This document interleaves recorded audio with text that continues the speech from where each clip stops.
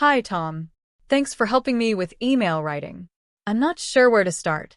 I feel like every email needs to be so formal, and I'm not confident in my English. No problem, Sophie. Emails don't have to be scary. Once you learn the basic structure, it'll become second nature. Let's start with the simple parts and you'll see, it's easier than it looks. That sounds good. Where should we start? Let's break it down into parts. An email usually has 5 main sections: the subject line, greeting, body, closing, and signature. We'll go over each one step by step. Ready? Yes, I'm ready. All right. The subject line is really important. It's the first thing the reader sees, so it needs to be clear and specific. Think of it like a title for your email. If you're writing to ask for help with a project, you could say, "Help needed for Project XYZ," or "Request for assistance on Project XYZ." Oh, I see.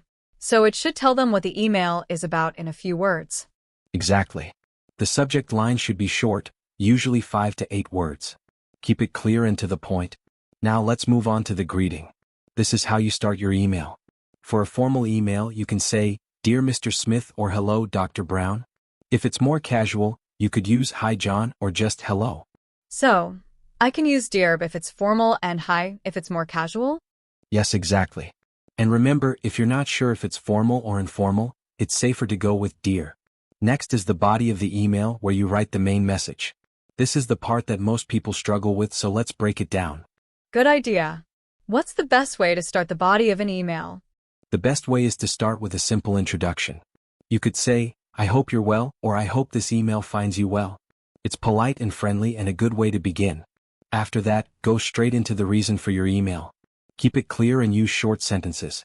Okay, so I might start by saying, "I hope you're well. I'm reaching out to ask for help on Project XYZ." Perfect. That's clear and to the point. Now, if you need to add more details, make sure to use paragraphs. Each paragraph should have a main idea, so it's easy for the reader to follow. Got it. So if I have more than one thing to say, I just make a new paragraph. Exactly. And then, in the last paragraph of the body, you usually want to add a polite closing line. You could say something like, "Thank you for your time and assistance," or "Looking forward to your response." That sounds good. And what comes next? Next is the closing of the email.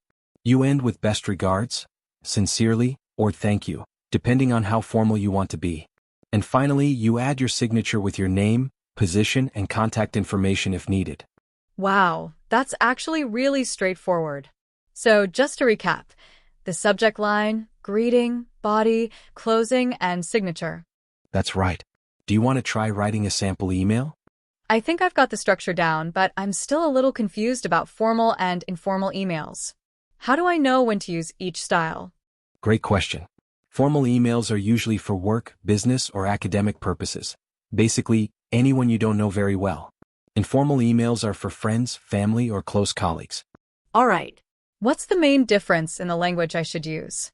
With formal emails, you should be polite and avoid contractions or slang. For example, instead of saying "I'm writing to you," you'd say "I am writing to you." Also, in formal emails, you should use phrases like "Could you please?" instead of "Can you?" And what about informal emails? For informal emails, you can use contractions like "I'm" or "your," and your tone can be friendlier. You can start with "hein" or "hein" instead of "dear," and the closing can be simpler, like "Thanks" or "See you soon." That helps a lot. So formal emails need to be more polite, and informal ones can be more relaxed. Exactly. Let's practice by writing 2 emails, one formal and one informal.